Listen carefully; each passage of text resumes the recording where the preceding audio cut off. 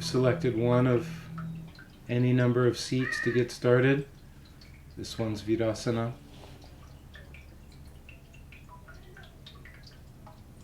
We're cultivating some steadiness and some easefulness.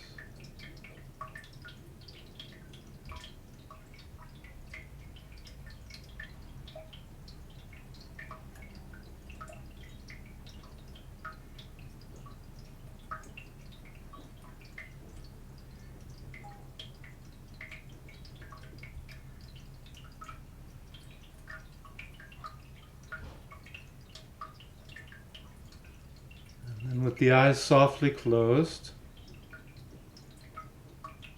letting the muscles of your face relax.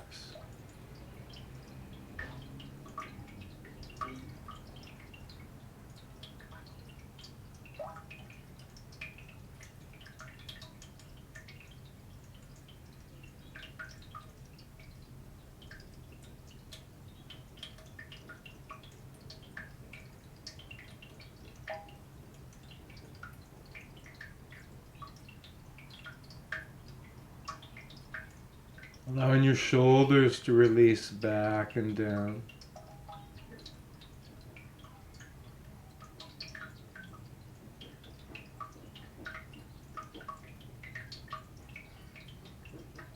And sensing that the sides of the waist, the sides of the ribs, even to some degree the back of the rib cage, can just subtly float up off your hips.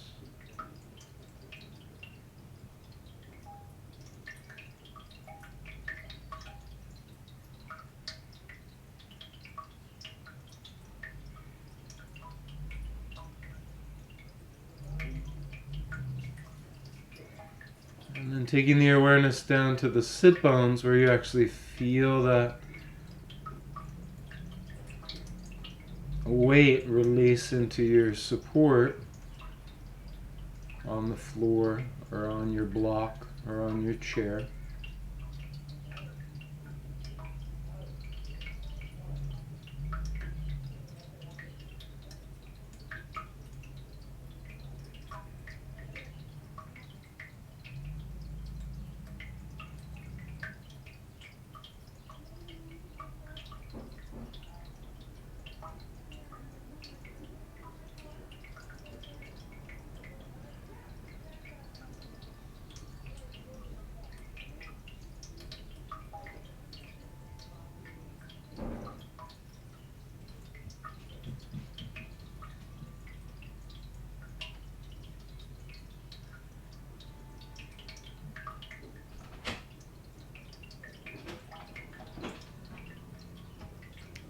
Once you feel well established in this steady and easeful seat, you feel rooted at the bottom.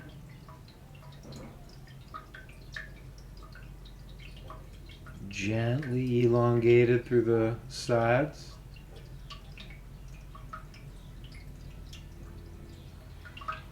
Somehow, a sense of feeling open up at the crown of the head.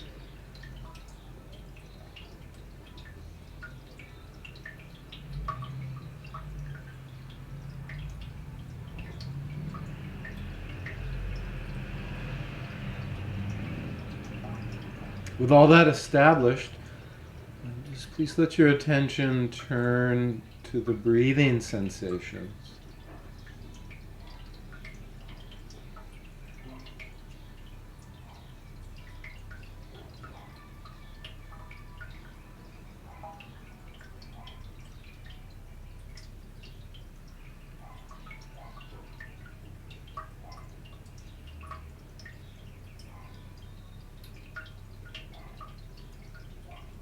Just feel those inhalations slide in through your nose.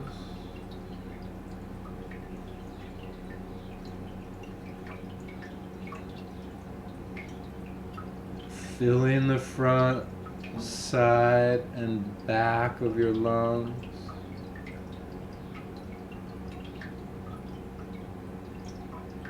creating a feeling of expansion down in your belly as your diaphragm drops.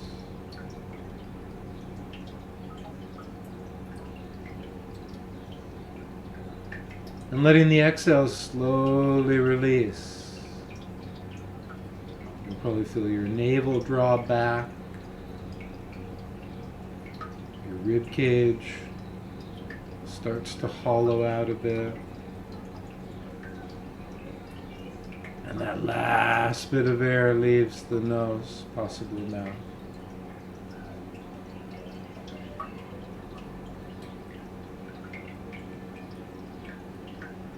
So just follow 10 more breaths here.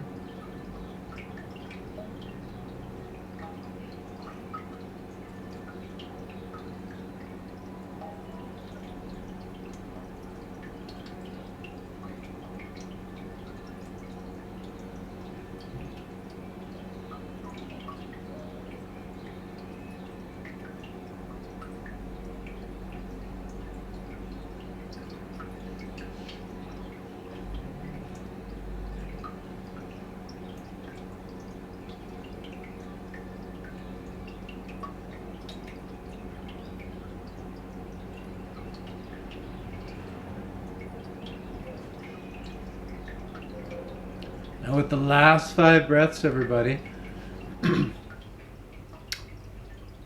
even them out and internally to yourself. This, you don't have to move your lips to make this happen.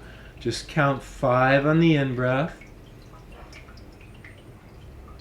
5 on the out-breath, and let's try that 5 more times. So for mnemonic simplicity, 5 by 5 by 5, but it also just happens to work out biomechanically for most people's respiration. That 5 counts a nice full but not overly extended breath.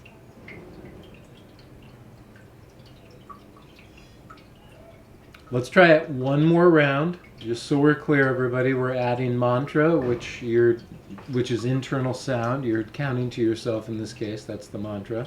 You're hearing the words 1, 2, 3, 4, 5 as you inhale. 1, 2, 3, 4, 5 as you exhale. 1, 2, 3, 4, 5 as you inhale. 1, 2, 3, 4, 5 as the breath comes out.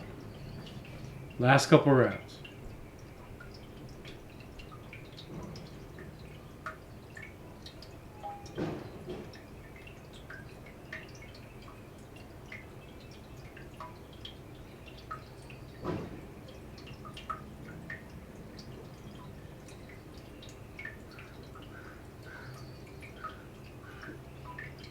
All right, so we're going to release the breath counting practice.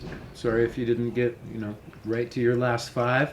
Hard to know exactly where we are on that one. All right, we're going to transition a little bit. So firstly, if you need to switch seats, let's say you've been in Virasana the whole time and it's not feeling comfortable anymore, go to cross-legged. If you've been in cross-legged, feel free to go to Virasana. But we'll be here for about 5 more minutes in the seat. So let's bind the hands together in a fist. Oh. And roll the fist around in a little circle.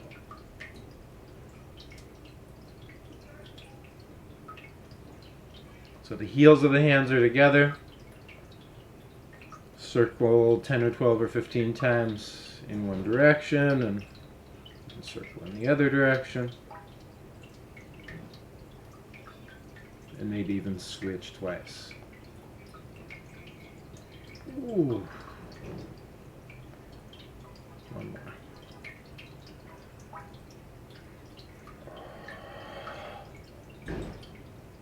All right.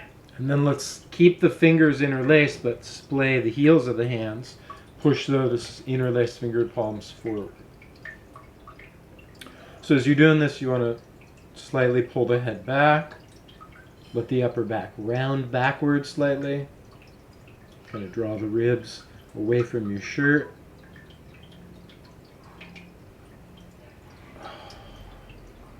Slowly, slowly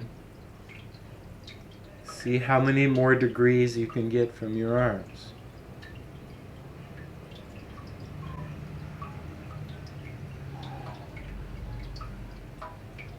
I'm approaching about 150, 160 degrees here, still not at 180, and it's starting to feel a little tense. So I'm trying to straighten both elbows, push through the index finger part of the hands. I'm almost trying to pull back and down through the little finger part of the hands. If you're more flexible and it feels comfortable, let the arms go all the way along the ears. Last couple breaths here. If it's a little too much, come down more at this angle. Now, wherever your comfortable apex is here, it might even be going into some real stretch. Bend and straighten. So I got pretty close to 180, so my bend and straighten looks like this, but yours could look like this, depending on where you got. Last couple. Yours could even go behind, but I had to kind of cheat with my head to make that happen. All right, and then let's come back out in front and release, shake it out. So your hands can shake like out to the side, they can shake forward, they can shake downward.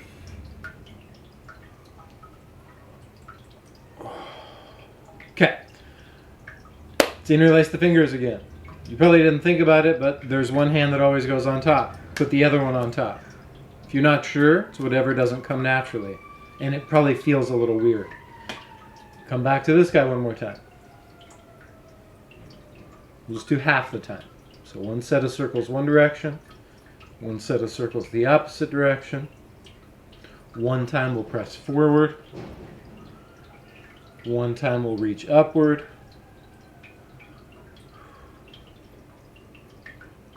Oh. This time let's bring the hands behind the head and draw the elbows forward and backward. Just a dozen times or so.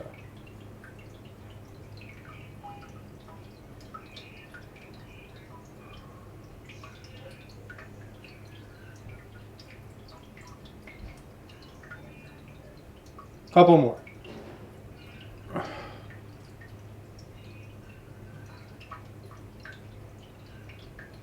Last one. Open the elbows comfortably, probably not all the way back, and then just lift and lower your shoulders. Lift, so they shrug up along your ears. And you can hold that for a few seconds. I mean, you wouldn't want to hold it for 10 minutes, but 10 seconds, no problem. And then squeeze down. Elevate, depress. Elevate, depress. Last couple. Elevate, depress. One more. Let's reach the arms forward. And then we're going to flex the hands. And then we're going to extend the hands. So palms down, that's neutral. Palms in toward you, that's flexed. Palms neutral. And then palms extended, essentially like doing a back bend for your hands. So forward bend, back bend, forward bend, back bend. About 5 more. If you want a little more intensity on the forward bend, close the hand, close the hands into a fist.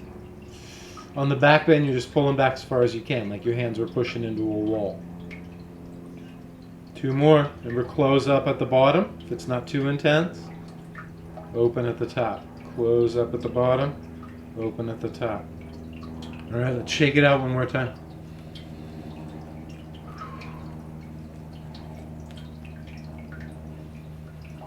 All right, last one, everybody. You're going to take your left arm across your body. Ooh, that's a little tight. Catch it with the right elbow. Oh. And just any amount that feels good, you're twisting your trunk to the right. And you're going to turn your head the opposite direction. So I've got trunk twisted right with an assist from this bent arm. And I've got head twisted left, just an amount that feels comfortable. But it definitely feels like a stretch. And then release that. Oh, always love that one. Second side. Arm goes across, gets locked into place.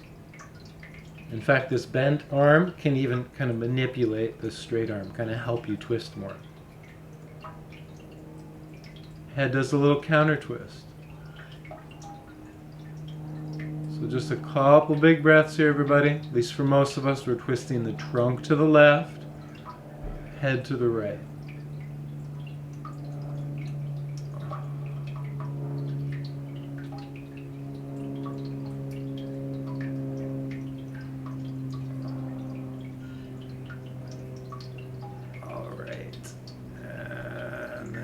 Ready, everybody, slowly release that. Whew, so nice. So, we are going to transition onto our back. Yeah? So, please come to rest on your back. We're going to bring the arms along our side, kind of like a right angle here with the forearm.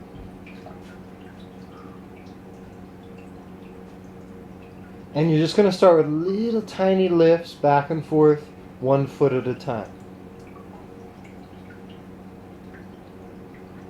So what's the focus here? The focus is keeping the back of your sacrum on the ground. A tiny little arch preserved in your back, but not very much. You definitely don't want to arch too much every time that leg lifts. You want to feel like the bottom corner and really the entire bottom wrapped around your waist engages to get that one leg to draw in. It's a little bit of an abdominal, a little bit of a hip exercise. Oh. And then when you're feeling ready, you add the opposite elbow to the pattern. A lot of you have done this one before. So now I've got a foot and an arm lifted, down. I've got a foot and an arm lifted, and they're down. Foot and an arm lifted, and they're down.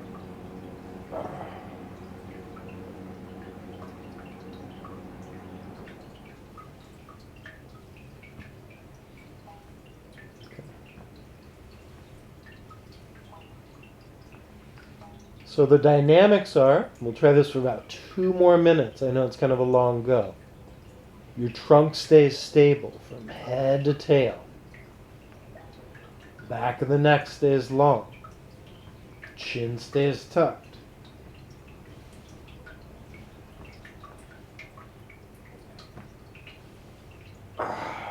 Ribs stay knitted. You can let the arm go a little longer and straighter if you want. You could even let the leg go straighter. As long as you've got this cross-diagonal pattern, right? So you've got a right and a left, right and a left, right and a left. You're good to go. Last minute.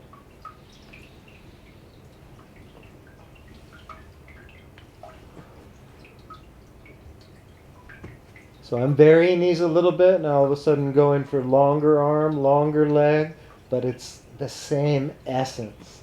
It's a DeadBug movement. It's a crawl movement. Last 20 seconds. Crawling. Crawling.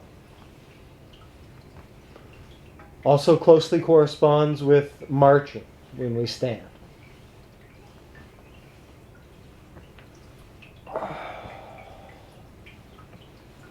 All right. And then come on down with all limbs. Feet come to relax. Arms come to relax. Then let the arms come open. Palms up. And let's try some bridges. So bridge up.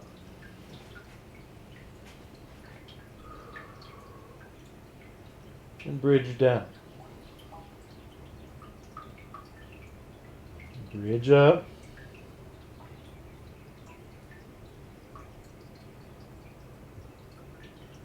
And bridge on down. Let's keep those up for a little bit.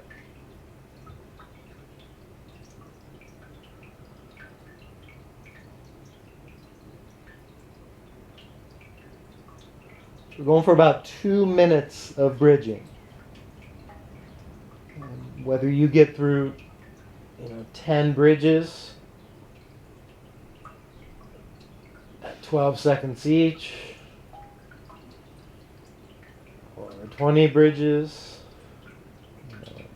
5 or 6 seconds each, find the speed that works for you, but we'll all practice bridging for another minute and a half.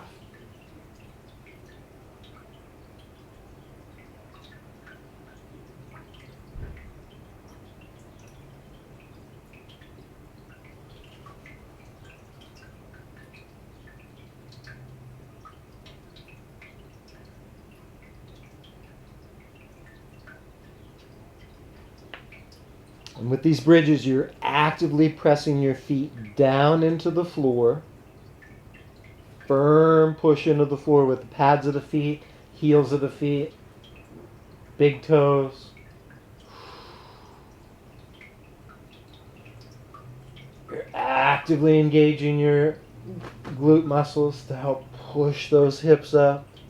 But you don't necessarily have to go for, in fact, most of us want to restrain a huge back bend. It's not so much the emphasis. Whew. This should feel like it literally warms up the legs. Like, truly, things just get warmer. You might even feel your respiration change a little bit.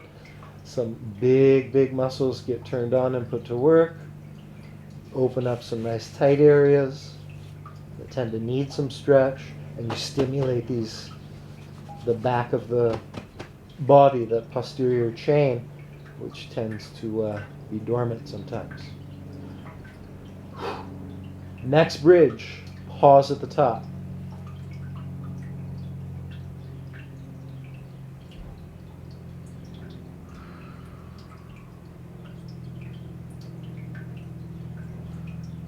Come back to the arms we did earlier. We're still in bridge, everybody. You can always come out if you need to.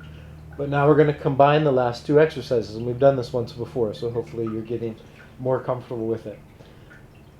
So what have the last two exercises been?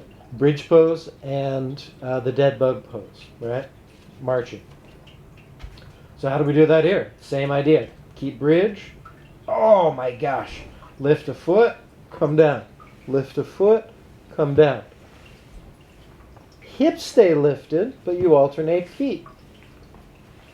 If that feels really comfortable might not be the best word, but if you're ready for a progression, then you just add the opposite elbow. And I'm pretty much right back to the dead bug march, but now with bridge built in. Feels amazing. About 10 more big steps.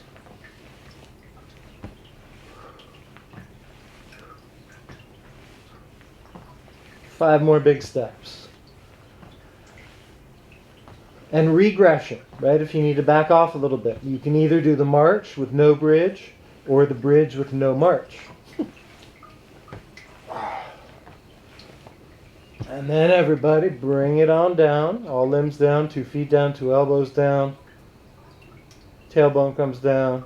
Oh, arms relax. Nice work. Last progression. We're going to hug the right knee to the chest. 1 minute. Left leg bridges only. So you're not going to march because you're holding onto your leg.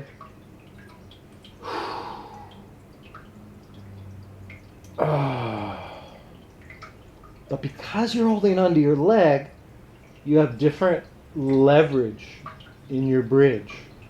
For most of us, this feels harder. obviously because you've only got one leg to do the work, but it also biases your pelvis slightly backward. So to clarify, we're doing one-legged bridges if you can pull it off, even if they're tiny. Do what you can. These asymmetrical bridges are great to build strength and to even out your asymmetries in your glutes. On the next one, pause at the top. We're in a one-legged bridge. Technically, we're half Apanasana, half Setubandha Sarvangasana. Apanasana is the knee hug. Setubandha is the bridge. Half knee hug, half bridge. Still in it, still in it, still in it. And finally release. 1 minute, last one. One-legged bridges. So we're on the new side, hugging. New side, bridging. Bridge up. Bridge down. Under control, bridge up. Bridge down. That's 6 more.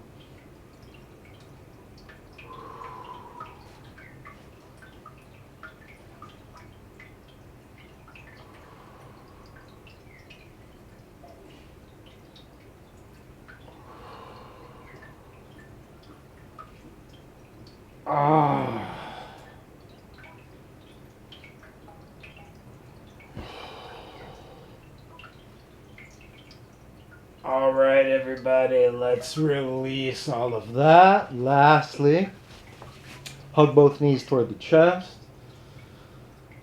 All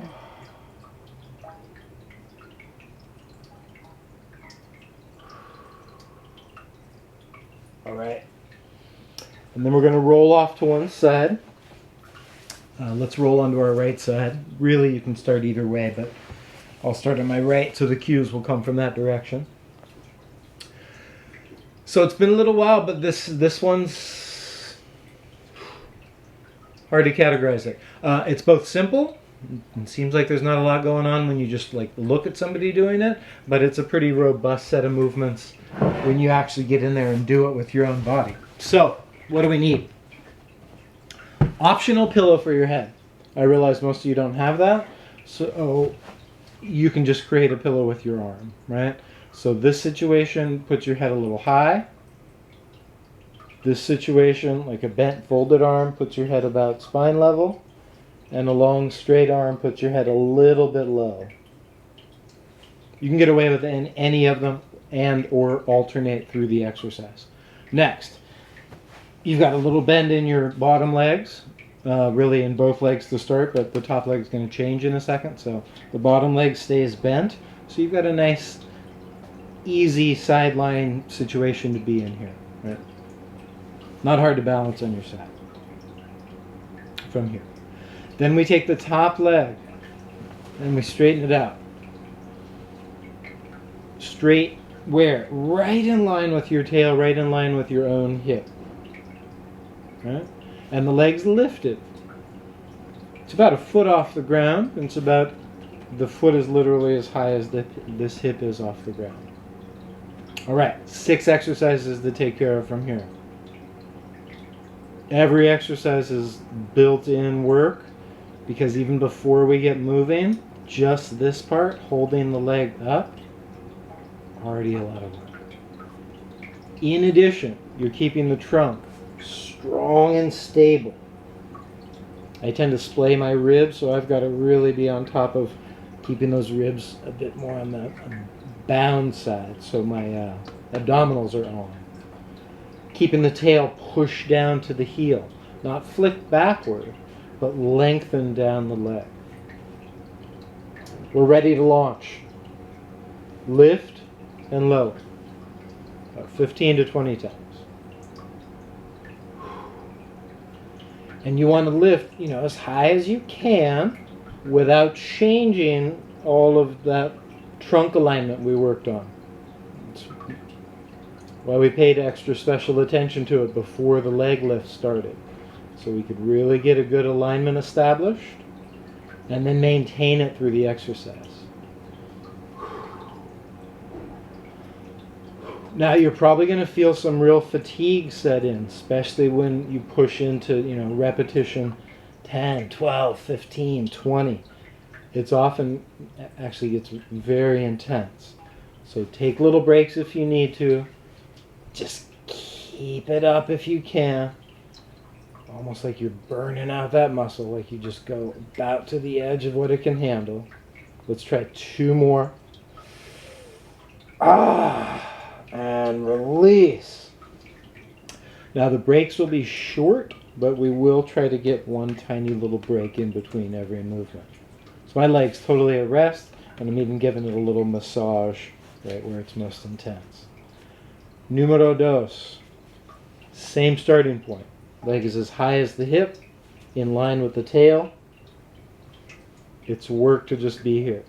But movement number 2 swings the leg forward and returns it to its initial slot. Forward, neutral. Whew. Now if its neutral spot is 6 o'clock, this is about 7, 8. It may not get out to 9 o'clock.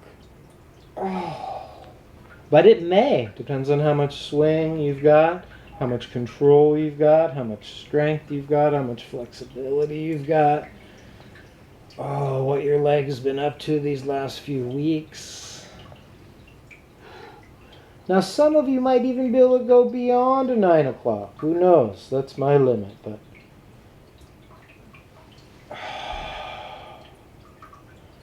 and again, the first few repetitions of most of these exercises seem pretty innocuous. And the last few repetitions of most of these exercises seem pretty arduous. Ay, ay, ay. Uno más. Oh. And let's release. Oh. Does it help to know we're 1/3 of the way through one side? Okay. Next. Straight leg, same starting point. And instead of moving forward, you move backward. Now this doesn't read too well on video, because if I keep my ribs bound and my hips stacked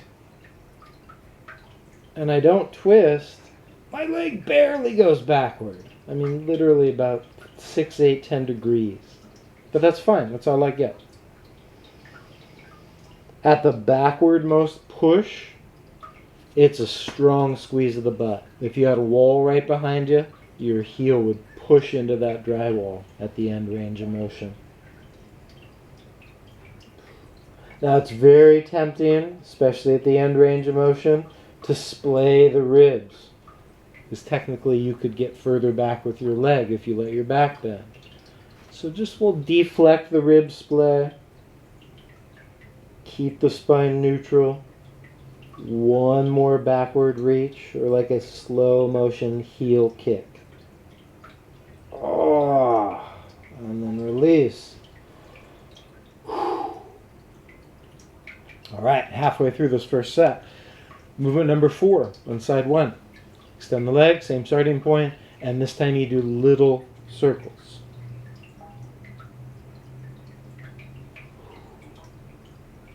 Little is the size I like to start with the circles, and because it's hard to get a lot of backswing, I'm kind of letting the backswing almost determine how much circling I get.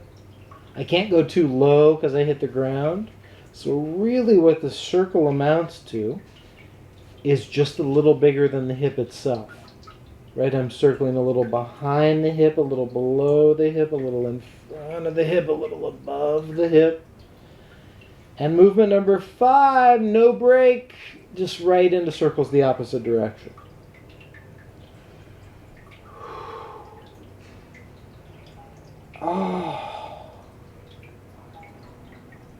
And then we'll get our last break. Ay, ay, ay. And then the last movement on this side. Almost done. And it's really just combining movement 2 and movement 3 into one fluid exercise. Straight leg to start.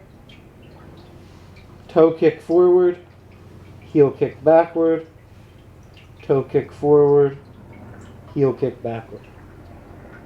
And if at this point you're screaming at the screen like, oh my god, Gabe, my hip is on fire, that glute medius is just feeling so intense, I'm not sure I can do many more, I'm with you. Ay, ay, ay, that's intense. And then release, last little bit, payoff stretch. If you can catch hold of that foot, open up at your quad, stay tight through your ribs, tuck through your tail. Oh.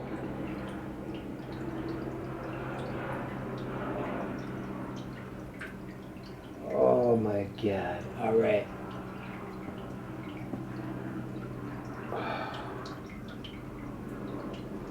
Just at the end here, I'm putting in one tiny little feature. It feels really good for my body. You can try it. So, just to spell this one out a little bit more, we're not back bending, keeping the ribs kind of tight. We're pulling the thigh back, but without a ton of bend. So this last little feature, I'm letting my foot raise up a little higher than my knee. I'm actually going to put a little bit of internal rotation into this thigh that's getting pulled backward. Finally, everybody, let's release. It's an intense set, and then let's switch sides. So we are coming to the new side, left side for most of you. Just make sure you've switched. Jeez. All right. Remember, you can be on high head, pillow under head, folded arm, or even long arm. Or as I was doing there, kind of alternating. 6 exercises, everybody. 7 counting the stretch at the end. Straight leg to start. The first set of movements we kind of pack the most number of reps into. And we just lift and lower.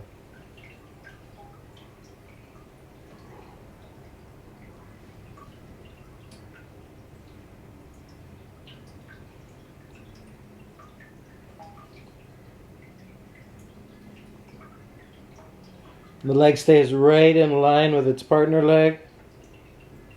This shows no sign of forward or backward yet, just abducting, moving the one leg away from the other like on the line of a scissor.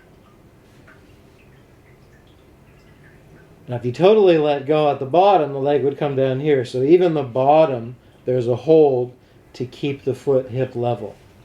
How high do we go? Pretty much as high as you can go without changing the angle of your spine. Last couple goes. And again, those last couple are generally strong. They're kind of challenging. It might feel like, you could do 3 or 4 more, but probably not 15 or 20 more.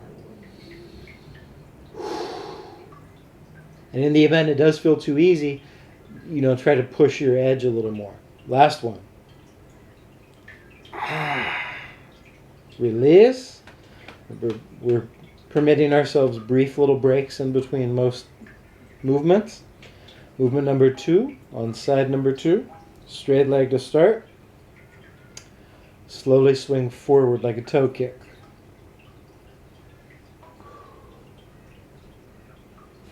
So as your leg starts out at around 6 o'clock, she sweeps toward 5, 4, and at some point it feels maybe hard to control your torso. So that's part of where that's gonna inform where your leg stops. Part of it might be you just don't have hamstring flexibility to go any further. So that's gonna inform where your leg stops.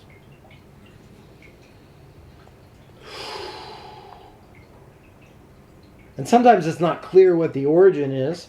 It's just clear that you're not moving much further. So then you stop. Through the whole sweeping pattern here, the leg is still hip height. It's not dropping low. Let's try 3 more sweeps forward with the toe. 1, 2, and 3. Ay, ay, ay. Okay. We're getting close to the end here. Movement number 3. Same starting point. And we do slow motion backward draws. This is a small amount of range we're finding, but a nice full amount of effort. Squeezed butt, pushing the heel. If there were a wall right behind you, this would be the time your heel taps into that wall. Torso stays steady and strong and neutralish. 2 more.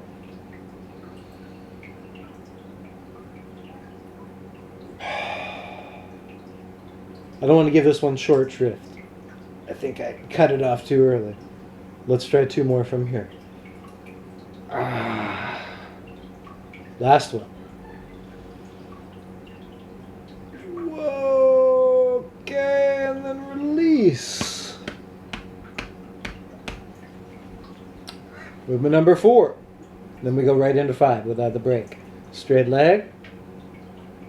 Circles.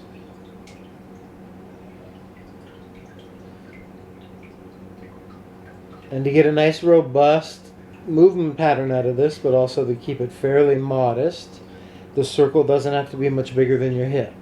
So you're just circling behind the hip with your foot, below the hip with your foot, in front of the hip with your foot, a little bit higher than the hip with your foot, but with a nice straight leg. So these movements are coming from deep in your hip. In other words, and this is obvious, your foot's not going to power this exercise. Then we switch the direction of the circles. The light is at the end of the tunnel. We're so close. So last few hip circles.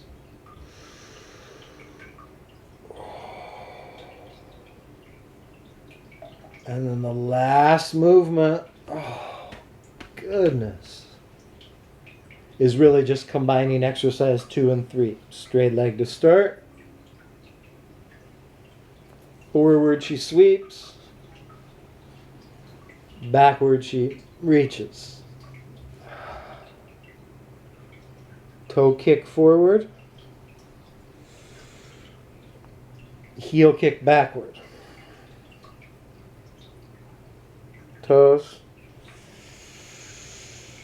Heels. Last 2. Toes. Ay, ay, ay, and heels. Last 1.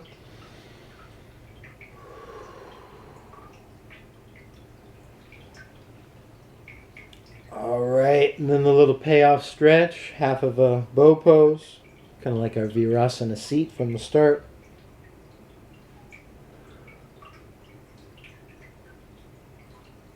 Oh.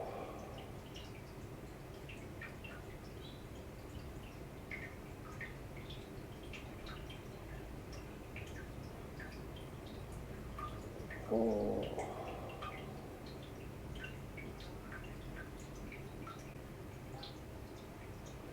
All right, everybody, let's release that. Wow. Ay, ay, ay. And let's come all the way up.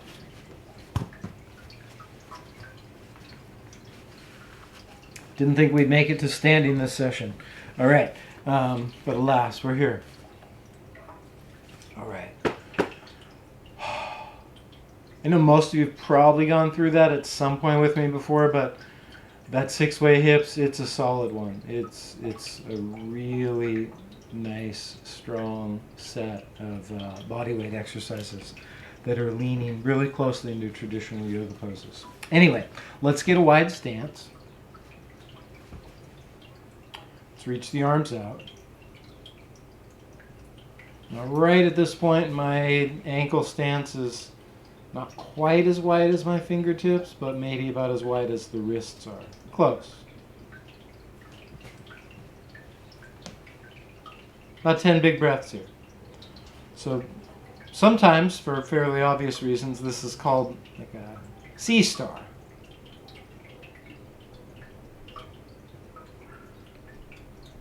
So you got your forward limbs, and then you got sort of the head as that other point, or sort of the other leg of the sea star.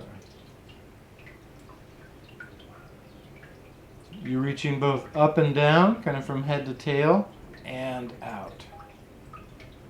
I'm basically trying to fill up my door frame, reaching vertically through head and tail, reaching horizontally through arms, to some degree even horizontally through legs. Last couple of breaths here.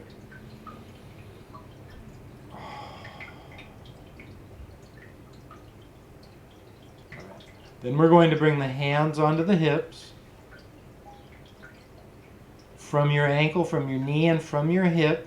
You're going to take your left leg and rotate it so it faces directly that way. Yeah? Then you're going to take your back foot, turn it in a little, so your heel kicks out a little wider than your toes.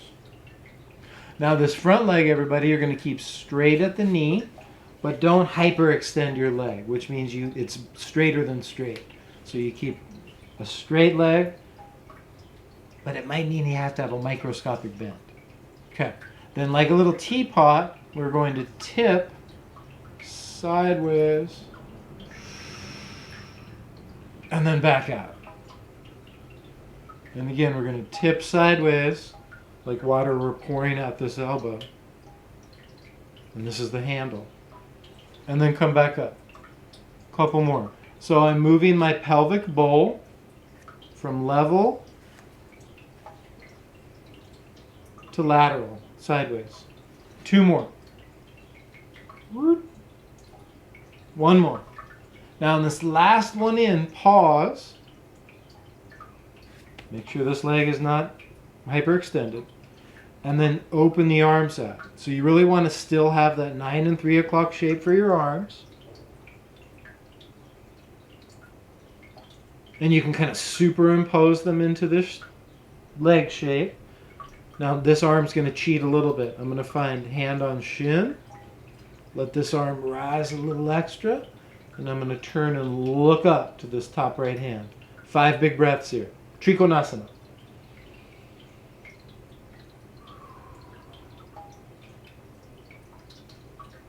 Three more full breaths here.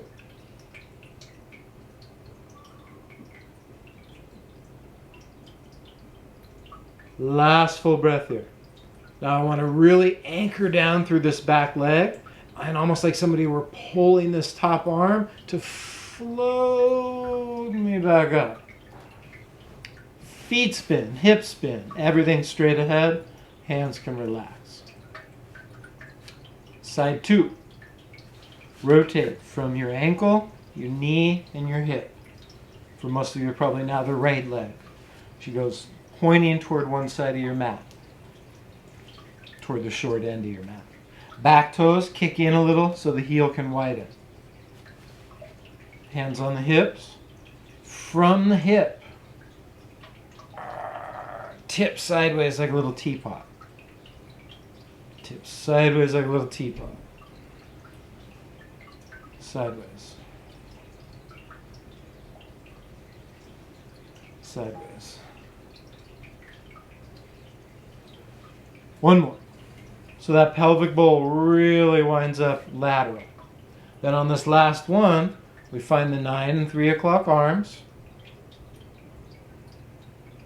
We modify them a little bit to find the shin and to find straight up. And if it feels pleasant, you can look straight up. Last couple breaths here. This is called Utthita Trikonasana, the extended triangle pose.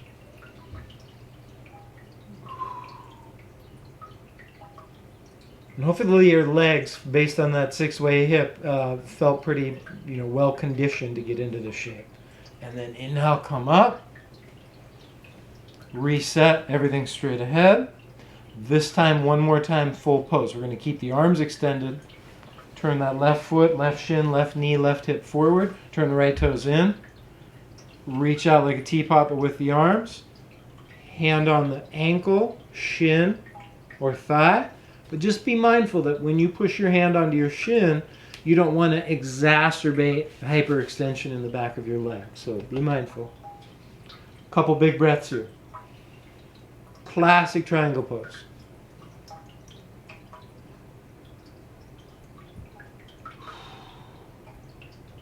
Excellent, everybody. Remember, you want to anchor through that back foot. Use that top arm and like you're floating or almost getting pulled back up. Last 1 second side. So you spin out the right foot, turn in the left foot. Hinge like a teapot. Oh. Find that modified 9 and 3 o'clock arms. It's no longer perfectly 9 and 3, but it's structured such that you can be on your shin or on a yoga block, and you can let that top arm really raise up.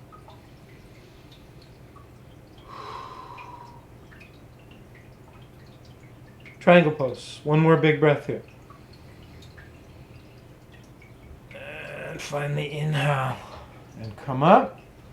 Let's spin both feet forward. All right. Let's bring the hands back to the waist. Walk the hands back together. Walk the feet back together. And just reset for a moment. All right. So one more from here. It's not triangle, but there's kind of some similar hip components. So you're going to take your left foot and bring it somewhere between your ankle and your knee.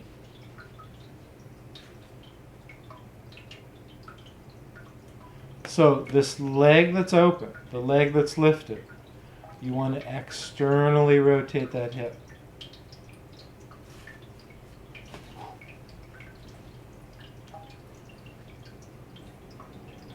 Bring the hands to the heart.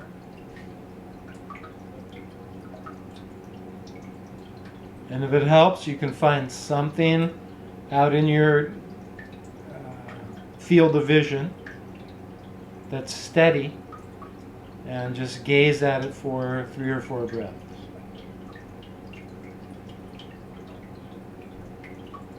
So the yogis use a term called drishti. This is a Sanskrit word, drishti, and it is like a gazing spot. Okay? You're going to release with the hands, release the gaze, release with the foot. Side 2.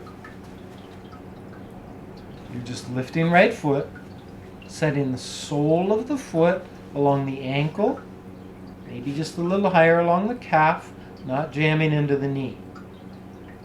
Keeping upright through your trunk, hands on the heart. Find a spot to gaze. Lock it in.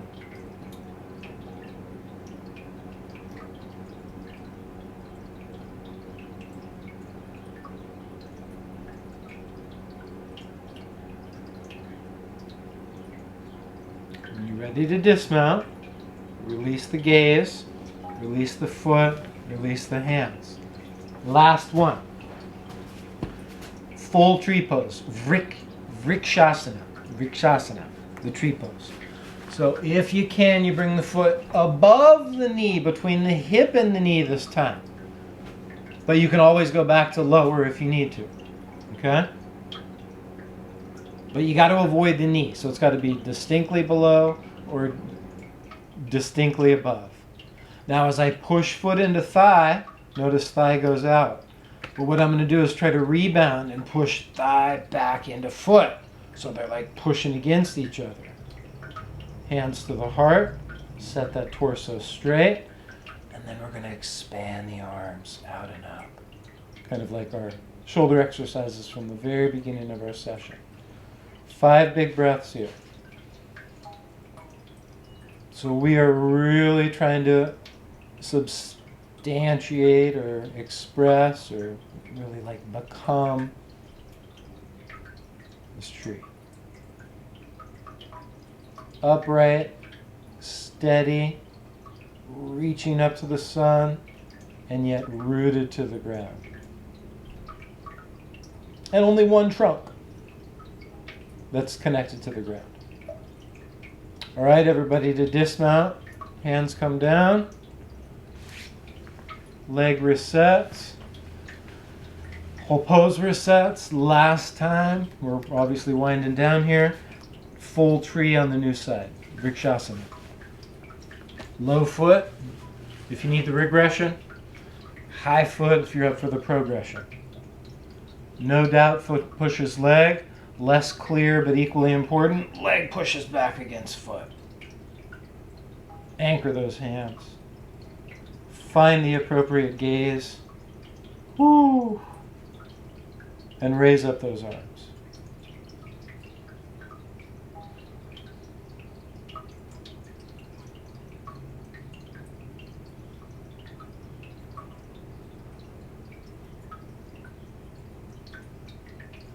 Two more big breaths here, everybody. Tree pose. Last full breath. So solid. Hands come down. Hip comes down. Legs reset. Arms relax. Shake it out. You can shake it out in your arms. You can shake it out in the hips.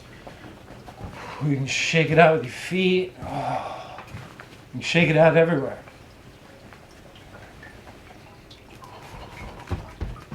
All right. Really good work. So next we are transitioning down, back down into any comfortable squat you can find yourself into. All right. So the boundaries of the squat, boundaries of every pose are your comfort levels. Obviously we push into them once in a while, but it's got to basically feel okay for your body, non-injurious.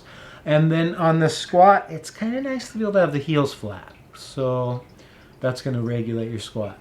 We're going to sit in just a second, so you can probably get away with any version you're in right now. Now to transition onto our butt, just lean your hands back, sit the butt down. All right.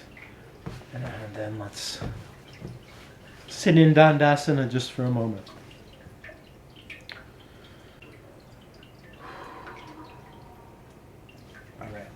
So from Dandasana, that's staff pose, this guy. We're just going to do one forward bend and then transition back to our back. Paschimottanasana. So you hinge forward.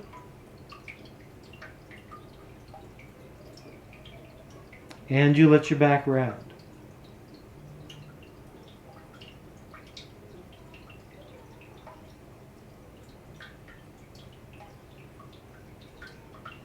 Two minutes.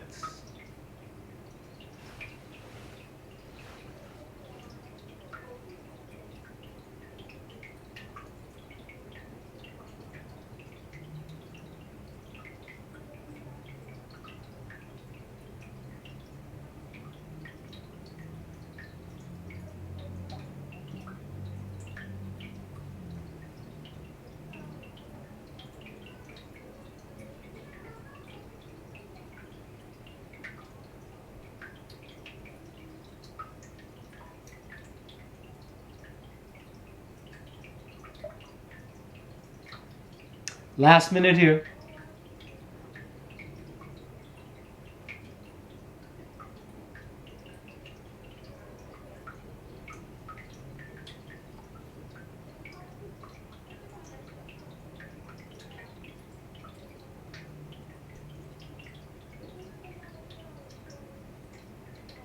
Oh.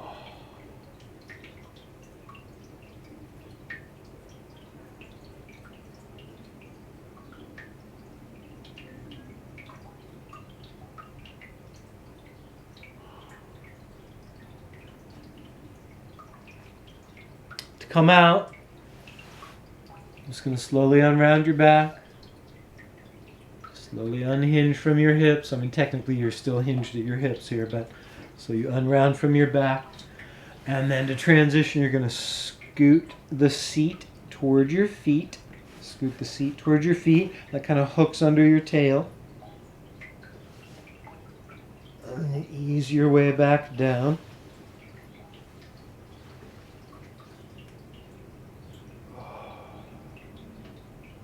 And lastly from here, we're going to extend both legs straight up. Let the big toes touch. Let the heels turn out. So there's a slight inward rotation to your legs.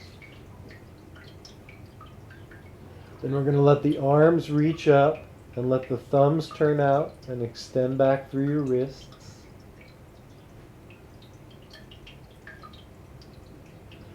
And then for 5 breaths, we'll flex the arms along the ears.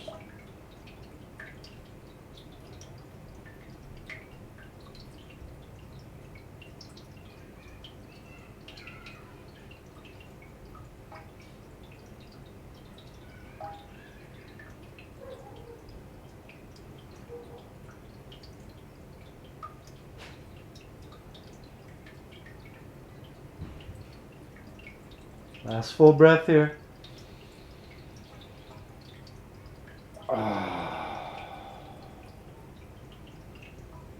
then let's get a nice, comfortable, deep stretch. Hug those knees into your chest.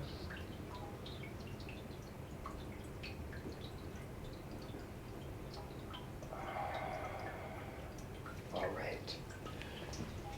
Then we will transition into Shavasana, everybody. So get whatever you need for a comfortable corpse.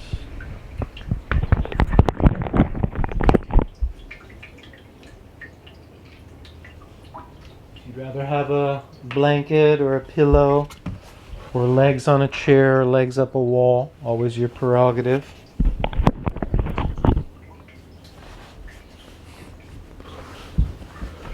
But let's settle in for a few minutes of Shavasana.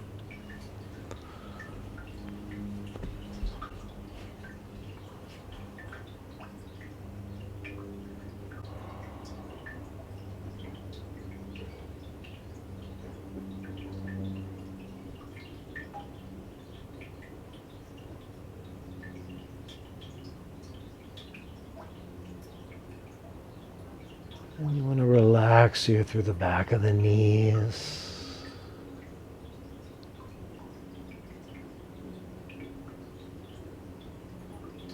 Releasing through the back of your waist so your pelvis feels like it's just level and steady and probably even heavy on the ground.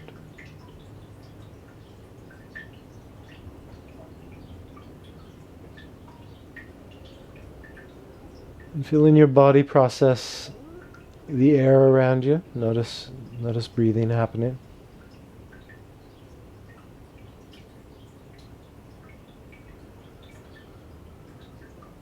And if you feel like you want to guide a couple breaths, feel free.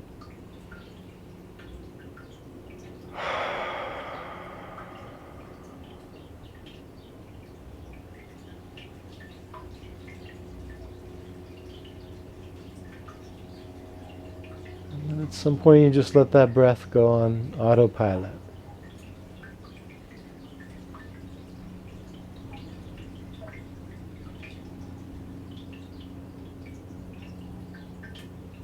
Encourage your shoulders to relax. Encourage your face to relax.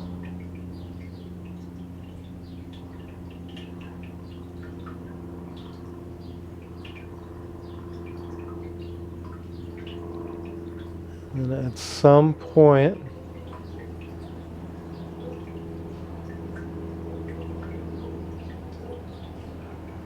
we want to make it such that we do nothing extra. Right? I think a lot of little adjustments and little kind of self-guided elements of Shavasana are great as we lead into it. But for the bulk of our 5 minutes in it, we're practicing letting go.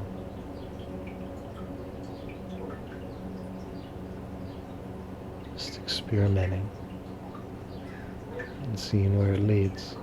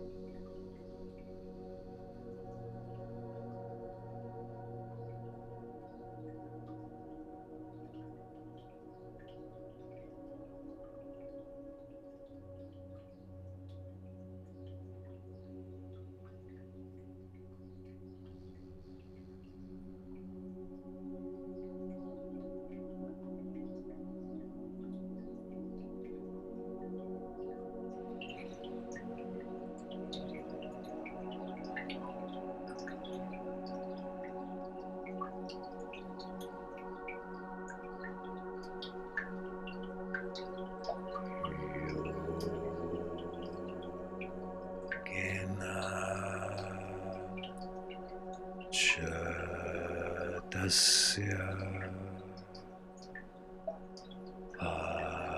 Adena Vasham Malam Shirasya Savadyakena Yopa Karotam Pravunam Muninam Patanjalim Pranjalir Anatosmi Abahu Parushakaram Shankachikrasidarinam Sahasara Shirisham Svetam Pranamami Patanjalim Hare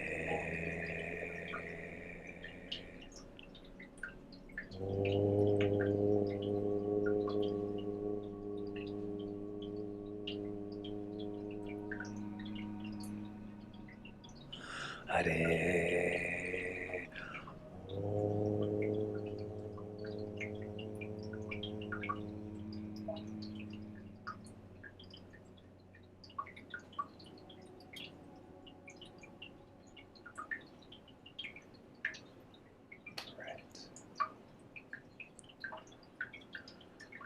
So that is the invocation to Patanjali. Literally just invoking the great sage that all modern day yogis owe a debt of gratitude to, regardless of their degree of commitment to the practice. All right, so if you haven't already, please make your way up from Shavasana into a comfortable seat. We'll come full circle.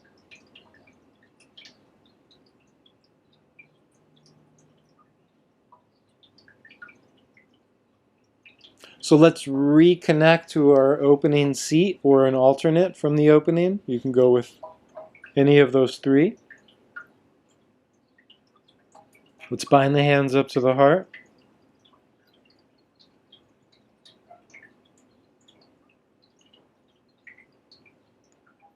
Now I'm going to invite y'all to do a little chant.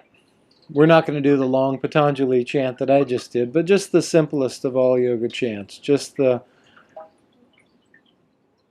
monosyllable of Om, right? Just you can basically just. I mean, there are different ways to chant this, even though it seems exceedingly simple, but some people teach it with an Om, almost like there's 3 different tones. We'll just stick with like 1 for right now. So essentially, if you're just looking at a chalkboard and it's got 40 O's across it and 10 M's across it, right? 40 O's, 10 M's. We're just pronouncing that word. Om, right? Most of your exhalation is given over to the O part. But when you're feeling like you've only got a little bit of exhale left, you close the mouth, transition those last bits of air into the M sound. So mostly O, some M, really any combination is fine. Kind of do it from your heart, but you do it from your lungs, you do it from your throat as well. It's all of it. So 3 ohms together. If you feel like ohming just isn't in the cards for you, you can remain silent, and anybody that wants to ohm can ohm. All right, so please start with a big inhale.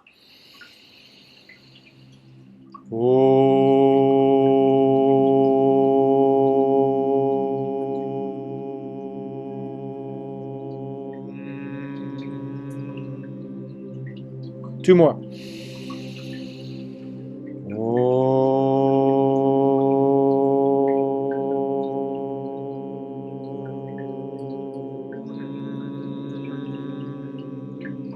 Last one.